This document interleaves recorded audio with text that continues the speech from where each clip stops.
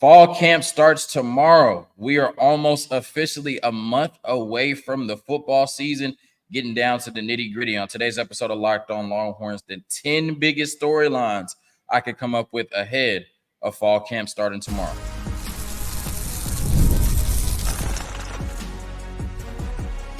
You are Locked On Longhorns, your daily podcast on the Texas Longhorns. Part of the Locked On Podcast Network, your team every day. Locked On Longhorns, the show. Jonathan Davis, your host. Today's episode of Locked On Longhorns is brought to you by FanDuel. Make every moment more as playoffs wind down. The sports stop sporting like we want them to. But this summer, FanDuel is hooking up all customers with a boost or a bonus daily. That's right.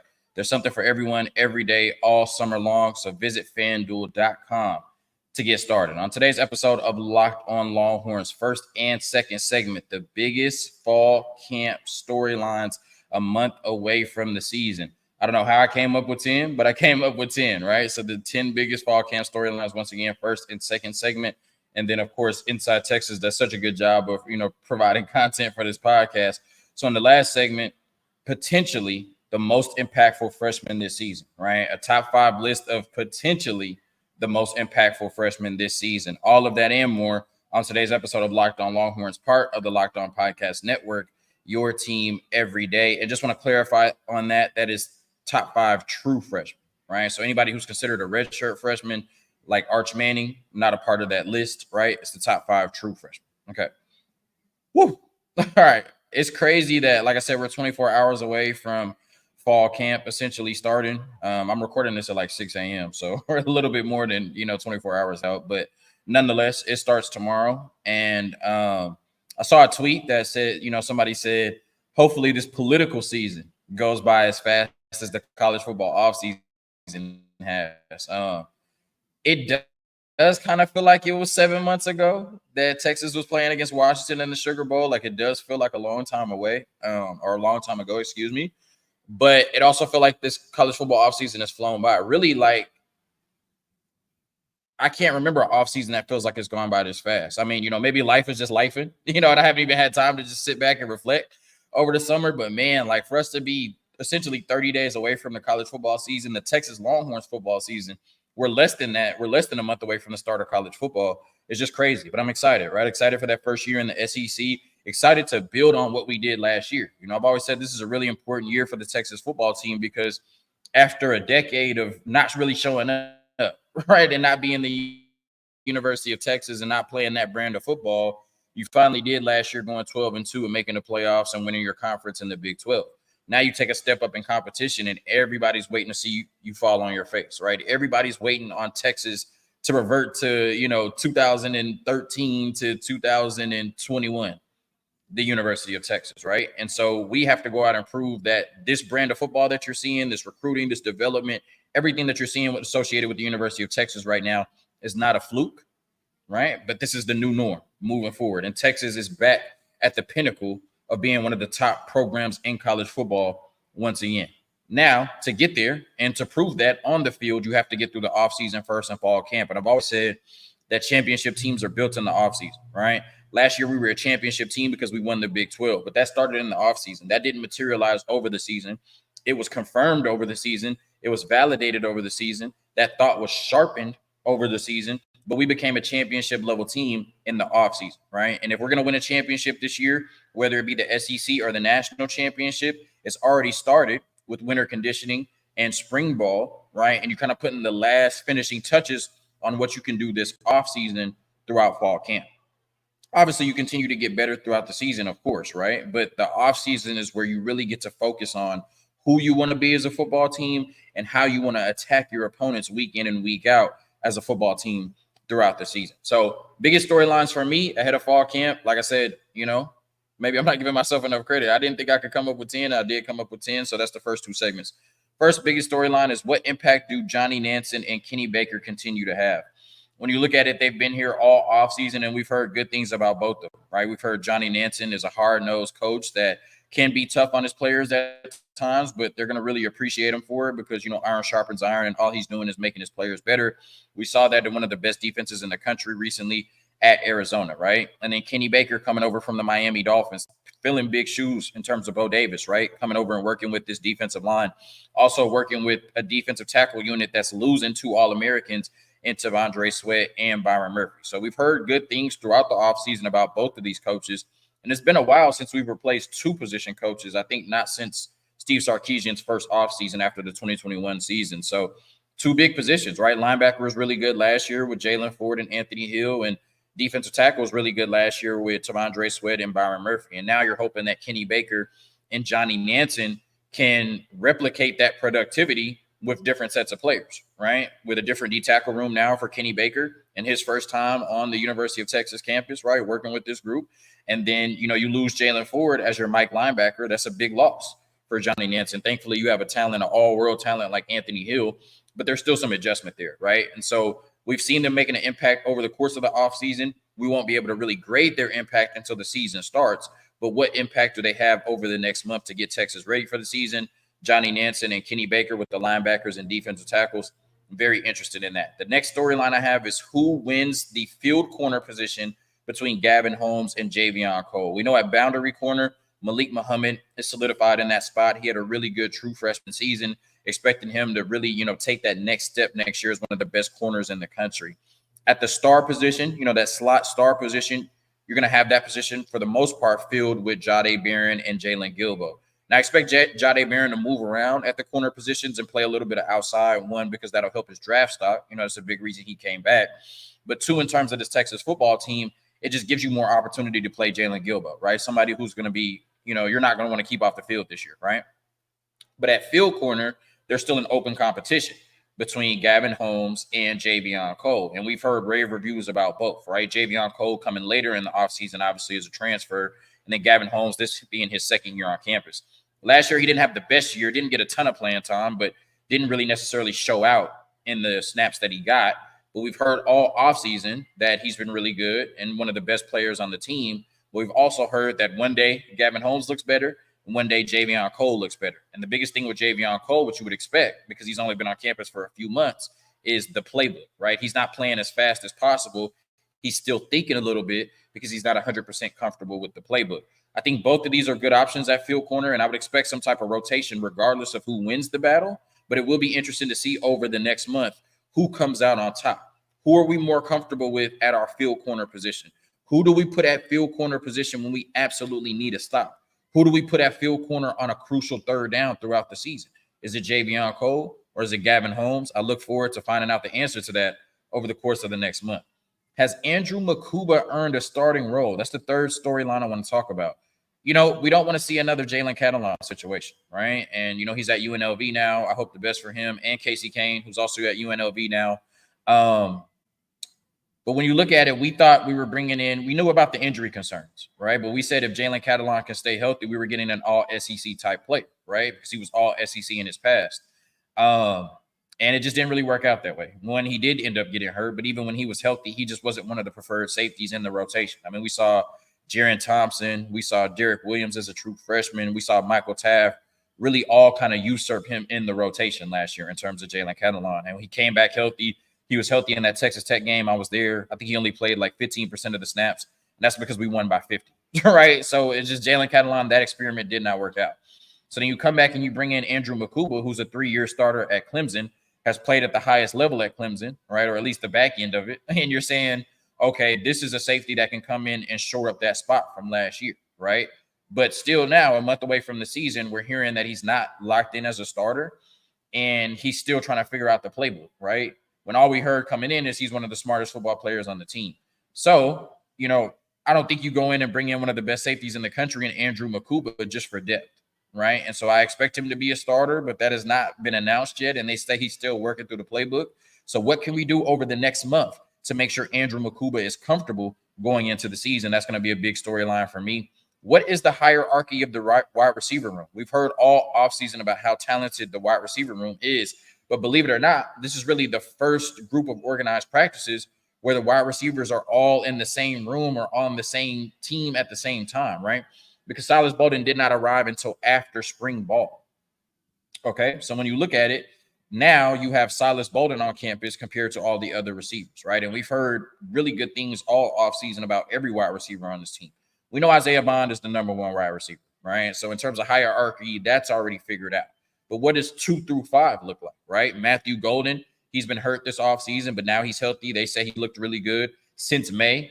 Silas Bolden has looked like exactly what he was at Oregon State, just a problem on the offensive side of the ball. Jonte Cook has had a really good offseason. Ryan Wingo has had a really good offseason and came on the scene as a true freshman. It's going to be hard to keep him off the field. And, of course, DeAndre Moore is one of the best slot receivers on the team and really has carved out a niche in that role, right? Especially being a slot receiver like Jordan Whittington did. So, we know that Isaiah Bond is your number one wide receiver, right? And we know that, this year more than ever, we're going to rotate more than 3 wide receivers that we've seen the last 3 years at the University of Texas. But what is that hierarchy from 2 to 6, right? If Isaiah Bond is number 1, who's number 2? Who's number 3? What positions do they line up at most frequently? And who is Quinn Ewers' second, third, and fourth most trusted targets at the wide receiver position? I think the next month goes a long way in terms of figuring that out. And then how does Cam Williams look at right tackle? I'll continue to stress it that we lost an NFL right tackle on one of the best offensive lines in the country, right? And I know most people think, oh, we'll be fine. We got Kelvin Banks, we got Hayden Connor, we got Jake Majors, we got Devon Campbell, and then Cam Williams, who was a 4-star coming out of Duncanville, right? We should be fine. But anytime you replace an NFL player with a player that's yet to really play, it always gives me cause for concern, right? Cam Williams can come out and be better than Christian Jones, right? But we don't know that yet until we see it. So how does Cam Williams look at right tackle, and what improvements can he make over the next month of the season to be that right tackle that we need to compete at the highest level this year, right? Can he give us Christian Jones type production, or better yet, be even better than Christian Jones was last year? I think that's going to be a huge position on this offense this year, and I think that's going to be a huge position that determines how effective this offense is this year if Quinn Ewers can trust Cam Williams on that right side of the offensive line. Quick word from our sponsors, and then we get into my final 5 storylines that I'm watching over the next month of the season before the Colorado State game.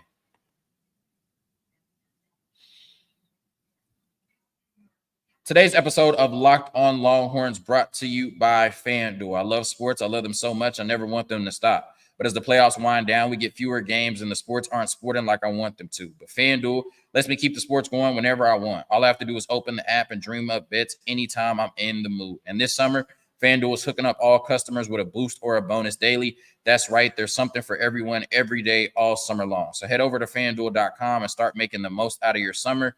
FanDuel, official sports betting partner of Major League Baseball. Today's episode of is also brought to you by Factor Fresh. Warmer, sunnier days are calling, right? Fuel up for them with Factor's no prep, no mess meals. Meet your wellness goals in time for summer thanks to the menu of chef-crafted meals with options like Calorie Smart, Protein Plus, and Keto. Factor's Fresh, never frozen meals are dietitian approved and ready to eat in just 2 minutes. So no matter how busy you are, you'll always have time to enjoy nutritious, great tasting meals. With 35 different meals and more than 60 add-ons to choose from every week, you'll always have new flavors to explore. Crush your wellness goals this May with dietitian-approved meals and ingredients that you can trust. Head to factormeals.com/LockedOnCollege50 and use code LockedOnCollege50 to get 50% off your first box plus 20% off your next month. Oh, my God. That's code LockedOnCollege50 at factormeals.com. Hold on. /LockedOnCollege50. That's an incomplete ad read, man. I'm trying to make sure y'all can get them dietitian approved meals, right? 50% off the first month, 25% off the second month. Kidding me?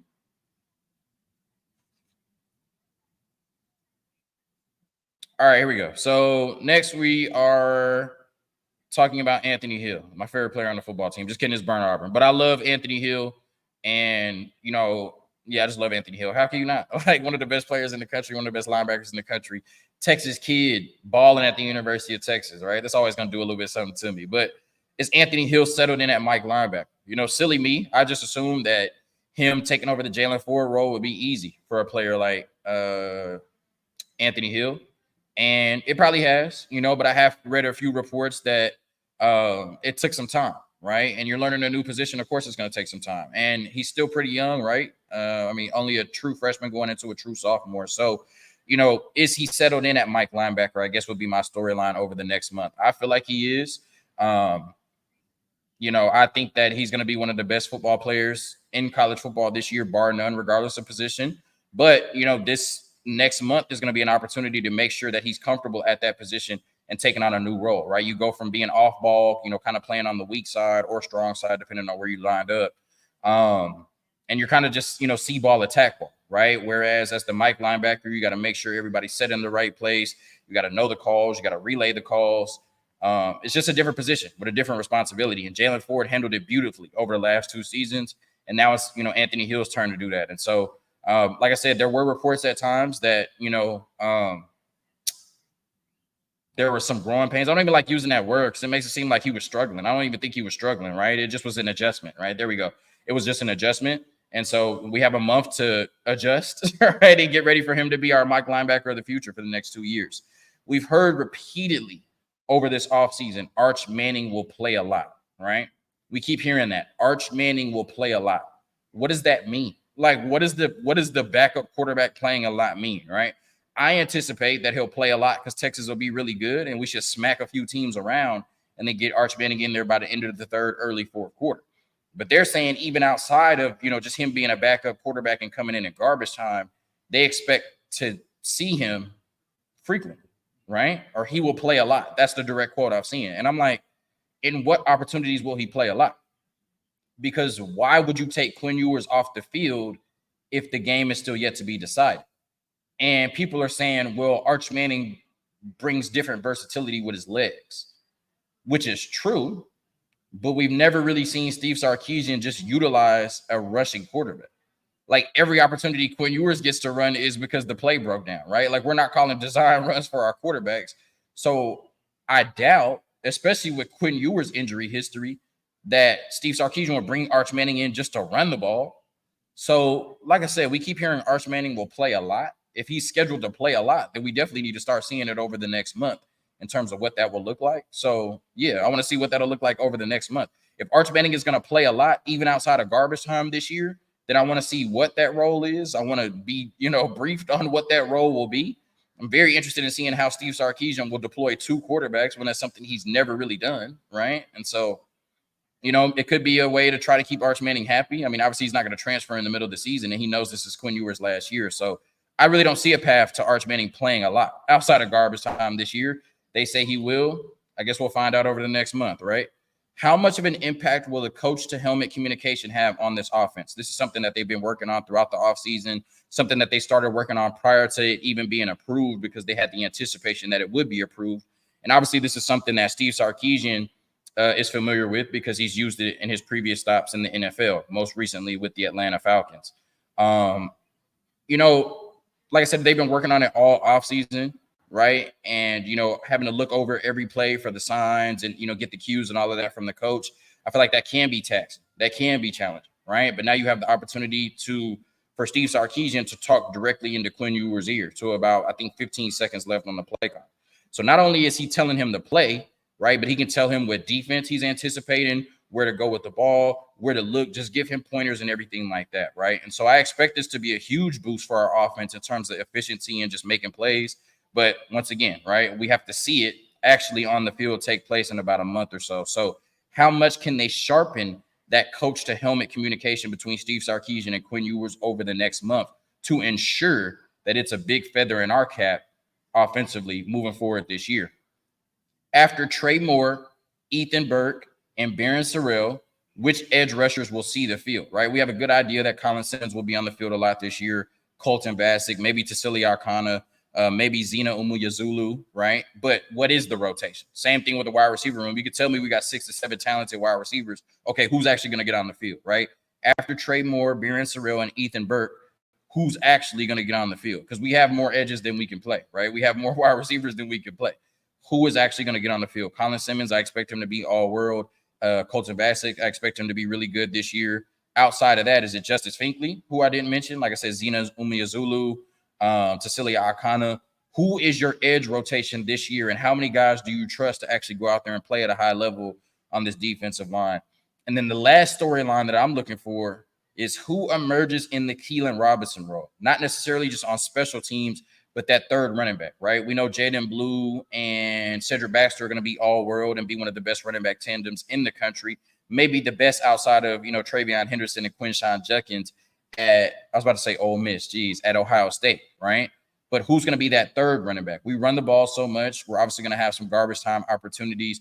I would expect that we're going to use more than Jaden Blue and Cedric Baxter. So is it going to be Trey Wisner? He would make the most sense, right? He looked good in the few opportunities he got last year to run the ball. And he was a special teams ace all season for us. So it would make sense to slide him in that Keelan Robinson role, even though I don't see him returning punts or kicks. Or is it going to be one of the true freshmen in Jared Gibson or Christian Clark, right? Have they made enough of an impact already for Tashard Choice and the coaches to put them above Trey Wisner, right? So obviously, Cedric Baxter is your Bijan, if you can look at it that way, and Jaden Blue is your Roshan, or maybe they're both Bijan, depending on how you want to look at it. Maybe they're both Roshan, depending on how you want to look at it. But who's going to be in the Keelan Robinson role? Who's going to be your third running back going into the season? That's a big storyline, at least from me. So over the last two segments, the 10 biggest storylines for this Texas football team with fall camp starting tomorrow.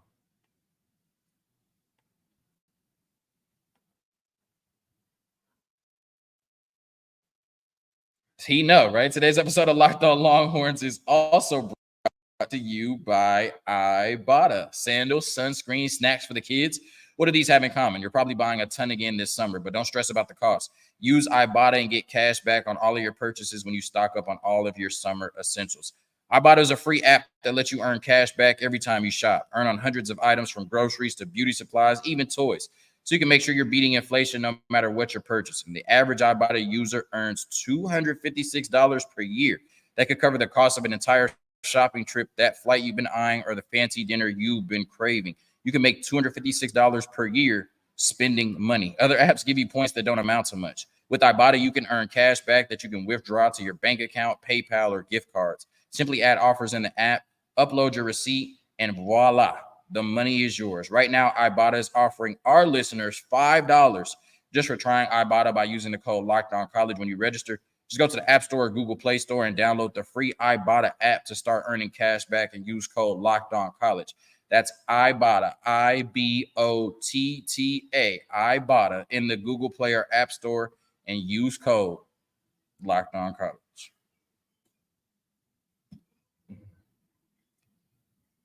All right, so Inside Texas produced a list, top 5 true freshmen that can have an impact this season. Most of the list is going to be pretty customary, right? What you would come up with. I do think a few players are a little interesting just based on the top of the class and, where they have these players ranked. But I think overall, these are the 5 true freshmen that are most positioned to have some type of impact on this football team. Number 5, and I love when they do it 5-1, right? I love the countdowns, right? So many lists now, we see it. And people are like, oh, it's just not in any particular order, right? I do that on the show a lot. Like I just did 10 storylines and I didn't do them in order from most important to least important. I guess that'd be subjective. I guess this whole podcast is subjective in a sense. But yeah, they did it from 5-1. So I like that, right? Number 5, Alex January. And I was not expecting to see his name on the list, but it makes perfect sense. They said Texas took in 3 transfers at defensive tackle while returning a handful of players who saw snaps at defensive tackle last season, even with Savondre Sweat and Byron Murphy leading the way. Players who have January's size, even at a young age, aren't easy to come by. January might see a handful of regular snaps a game to provide breathers for the starters, but look for him to be a part of Texas' efforts on special teams, especially the field goal block. I didn't mean to read that like word for word, but it makes sense, right? When we have a really good defensive tackle rotation right now, not what we had last year in terms of the high-end talent, but I think we got 5 or 6 players that could certainly come in and make a play, right? But I think after maybe 1 and 2, you feel like you kind of just got guys, right? Guys that can produce, but they're guys, right? And so why wouldn't Alex January be able to get into that group of guys, right? Especially when you've had questions in the past about people like Sadir Mitchell and maybe some other players on the team. I could definitely see Alex January being one of your 5 to 6 best defensive tackles this season. Jordan Washington at tight end, number 4, criminally underrated by most of the services. The glimpses fans saw of Washington in the orange-white game were great previews of the freshman tight ends game. Listed at 6'4", 250 pounds, Washington's development as a blocker this year will determine how much time he sees. Don't expect him to get a lot of time, right? You got Gunnar Helm and Amari Niblack, and, there's a reason that they, got Juan Davis to withdraw his name from the transfer portal. They expect him to play this season too. So I would still think Jordan Washington is the 4th tight end on the team, at least right now. But, there's certainly an opportunity for him to get playing time, especially if he shows out, right? Because I think he's the tight end of the future at the 40 acres, and maybe he's the tight end of right now, right? Kobe Black at number 3. One of the main reasons Kobe Black committed to Texas was because he saw himself playing the role Ryan Watts was in during the 2022 and 2023 seasons. Malik Muhammad will be first in the pecking order. And then you have, Jade Barron and Jalen Gilbo at your other corner spot. You have Javion Cole and Gavin Holmes. But I do expect Kobe Black to play this season behind Malik Muhammad, especially in a rotation. I think in garbage time, you'll see Kobe Black get in. And, obviously, I want to knock on wood, but if anything were to happen to Malik Muhammad, Kobe Black is that next man up and could have a big role on this football team. And then, of course, I'm not even going to, provide suspense. Obviously, everybody's first two, if I had to ask you who would be the most impactful freshman, would be Colin Simmons and Ryan Wingo. Outside of Trey Moore, Ethan Burke and Barron Surreal, I think that fourth spot is up for grabs, right? And certainly Colin Simmons might be the best pure pass rusher out of the rest of the group. Maybe not the most polished right now. I shouldn't say that, right? He may not be the best football player, right, out of Justice Finkley, Colton Bassett, Cecilia Akana, et cetera, et cetera. But in terms of the best pure pass rusher, he's probably right there amongst that list, right? Probably right after Trey Moore, right? So it's easy to see him potentially having a big impact this year. And then, of course, Ryan Wingo, right? From the day he got on campus to validating it in the spring game. I mean, every single rave review, every review we've heard has been raved, right? Everything we've heard about Ryan Wingo is that he looks like a veteran. He looks like a professional. So, like I said, we have 6 or 7 really, really, really good wide receivers, and it's going to be hard to get them all on the field this year, especially when you can redshirt a player like Ryan Wingo. But like Steve Sarkisian has said himself, it's going to be really hard to keep Ryan Wingo off the field this year. He's the number 1 player on this list as a true freshman who can make a potential impact this season. Thank you for tuning in to another episode of Locked On Longhorns, part of the Locked On Podcast Network, your team every day.